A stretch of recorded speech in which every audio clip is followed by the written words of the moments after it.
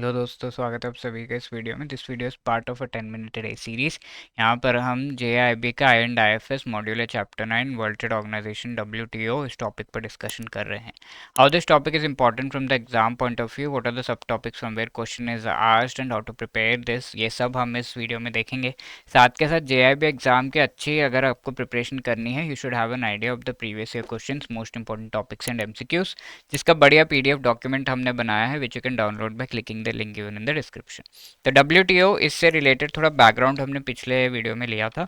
Now world trade organisation को की शुरुआत जो है 1948 में ही हो गई थी, although it was materialized in 1995, but 1948 में general agreement on tariffs and trade GATT नाम का एक एग्रीमेंट किया गया था, where India was also part of the particular agreement, यानी कि इंडिया फाउंडिंग मेंबर रह चुका है of this agreement in general.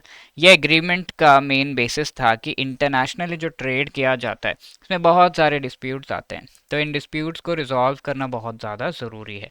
Disputes को रिजॉल्व करना इसीलिए ज़रूरी है ताकि हम सीमलेसली ट्रेड कर सकें, मनी के ट्रांजैक्शंस हो सके and proper communication and economic integration पूरे वर्ल्ड का हो सके and we could benefit from that. तो 1948 में ये GATT लाया गया। The main agenda of coming up with GATT is हमें आगे जाकर एक ऑर्गेनाइजेशन ज़रूर एस्टैब्लिश करना है जो इन चीज़ों से रिलेटेड डेली बेसिस पे डेलिब्रेट करे, ठीक है, बिकॉज ये एग्रीमेंट के तहत डेलिब्रेशंस नेगोशिएशंस होते थे, लॉन्ग नेगोशिएशंस में काफ़ी टाइम जाता था, तो डेली बेसिस पे डेलिब्रेट करें, इन एग्रीमेंट्स में चेंजेस करें so that it is evolving with the dynamic nature of the world trade. ये चीज़ हमें ध्यान में रखकर ये हमने एग्रीमेंट की थी। काफ़ी नेगोशिएशंस हुए एंड 1994 के पहले उरुग्वे नाम का एक साउथ अमेरिकन कंट्री है, वहाँ पर उरुग्वे राउंड ऑफ नेगोशिएशंस में फाइनली डिसाइड कर दिया कि अब आगे हमें WTO को एस्टैब्लिश करना है। इसका हेडक्वार्टर्स जेनीवा में है। टॉप डिसीजन मेकिंग बॉडी इसमें जो है उसे हम गवर्निंग काउंसिल कहते हैं, ठीक है। अब apart from that what is the main agenda of establishing this organisation. सबसे पहली बात तो इसमें काफ़ी सारे मेंबर स्टेट्स हैं, 164, एंड ये एक पैकेज ऑफ एग्रीमेंट्स है। ये एग्रीमेंट्स बेसिस होते हैं ऑफ द इंटरनेशनल ट्रेड। जो भी डिफरेंट काइंड्स ऑफ डिस्प्यूट्स है, फॉर एग्जांपल चाइनीज़ सामान इंडिया में आया एंड हमने उसके ऊपर 15 रुपये का टैक्स लगा दिया, तो ऐसे केस में 15 रुपये का टैक्स क्यों लगाया, दिस इज़ नॉट वैलिड, ऐसा चाइनीज़ ज़रूर कहेंगे बिकॉज उनका काम ही है। And different countries can object, तो क्या बेसिस रहेगा, ये वैलिड है या नहीं है, ये कैसे कहेंगे हम, तो the basis is this agreement. And इसमें भी अगर कुछ क्लैरिफिकेशन चाहिए तो मल्टीलेटरल नेगोशिएशंस किए जाएंगे, उसके लिए एक प्लेटफॉर्म चाहिए। बस एक GATT एग्रीमेंट के बेसिस पर नहीं चलेगा, एक प्लेटफॉर्म चाहिए जहाँ पर ये इश्यूज़ को उठाया जा सके, मीटिंग्स हो पाए, तो वो प्लेटफॉर्म क्रिएट किया गया है। डिस्प्यूट सेटलमेंट ऑटोमेटिकली ये दोनों चीज़ों के साथ हो रहा है अब। साथ में ये एक इन्फॉर्मेशन भी प्रोवाइड करता है कि इंटरनेशनल ट्रेड कौन के पहलू क्या है, what are the different aspects and what is the present trend of the international trade, and इसके हिसाब से हमें क्या चेंजेस लाने चाहिए अपने एग्रीमेंट्स वगैरह में, ठीक है। तो ये ट्रेड रिलेटेड जो ऑर्गेनाइजेशन है उस पर हमने डिस्कशन कर लिया। वी नो कि इंडिया GATT का फाउंडिंग मेंबर रह चुका है। 1948 में जब GATT लाया जा रहा था then India was part of that meeting. Similarly 1995 में जब WTO लाया जा रहा था तो इंडिया उस नेगोशिएशंस का भी पार्ट था। तो इस तरीके से India has been founding member of both GATT as well as WTO।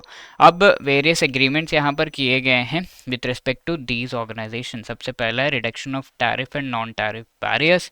Second is, तो यहाँ से हमें पता चल रहा है WTO ने जो डिफरेंट मेजर्स बताए हैं with respect to the trade, जब हम करते हैं गुड्स एंड सर्विसेज में, गुड्स में जो टैक्सेस लगते हैं उनसे रिलेटेड एग्रीमेंट है, नॉन टैरिफ बैरियर्स है उनसे रिलेटेड एग्रीमेंट है। Similarly trade related investment measures, यानी कि जब आप इन्वेस्ट कर रहे हैं ट्रेड रिलेटेड, उससे रिलेटेड क्या आपके जो है अग्रीमेंट्स होंगे इंटरनेशनली, क्या एस्पेक्ट्स होंगे which are required to be considered, तो ट्रिम्स एग्रीमेंट में है। Then TRIPS agreement intellectual property rights से रिलेटेड है। Intellectual property rights, for example एक सॉन्ग बनाया गया इन USA, सेम सॉन्ग के लिरिक्स को आप इंडिया में किसी और ट्यून से गा दे रहे हो तो दैट इज़ नॉट अलाउड, या फिर वो ट्यून आप यूज़ कर रहे हो तो that is not allowed because that is an intellectual property right, यहाँ से बनाया हुआ प्रॉपर्टी है एंड उस पर आप कॉपीराइट्स होते होने की वजह से you can not copy that thing. तो इससे रिलेटेड नॉर्म्स क्या है इंटरनेशनली। एग्रीकल्चर पे एग्रीमेंट सिमिलरली, तो ये बहुत डिस्प्यूट्स इसमें भी आते हैं कि आपने ये सब्सिडी दिया वो दिया, उसकी वजह से हमारे प्रोडक्ट्स आपके कंट्री में नहीं बिक पा रहे वगैरह। तो वो चीज़ है। साथ के साथ sanitary and phyto sanitary measures. ठीक है, तो हमने 3 चीज़ें देखी थी जो WTO as a we can say weapon provide करता है टू कंट्रीज़ कि वो अपने जो पीपल हैं उनको प्रोटेक्ट कर सके। तो सबसे पहली चीज़ है the tariff. Tariff is what, यहाँ पर जो टैक्सेस लगाए जाते हैं उनसे रिलेटेड, तो trade related, investment measures, tariff and non tariff जो एग्रीमेंट्स है इसको कवर करते हैं। Then second one is quota. ठीक है, that is also getting covered over here. Similarly, third thing that we have is a non-tariff barrier, जहाँ पर आपको ये कई बार लेट्स से इंडियन प्रोडक्ट्स यूरोपियन यूनियन में जा रहे हैं तो वहाँ बताया जाता है कि उनकी क्वालिटी सही नहीं है, तो we have to improve on that aspect. So that is why we have this agreement on the sanitary and phyto sanitary measures, जिसके through sanitary phyto sanitary means quality related measures. Quality related क्या, international agreement से क्या quality major होना चाहिए, किसको हम कह सकते हैं कि क्वालिटी कम है इसका। ठीक है, उनके हिसाब से तो सही है, आपके हिसाब से गलत है। तो what is a common thing in this, वो multi fibre agreement related to different kinds of internet and other network services. तो ये होमवर्क क्वेश्चन आपका, please pause the video and try to answer it. अब ये question पिछले session में पूछा गया था, which among the following is are the methods of protectionism used by economies with respect to international trade. तो tariff, quota, non tariff barriers तीनों ही यहाँ पर सही है।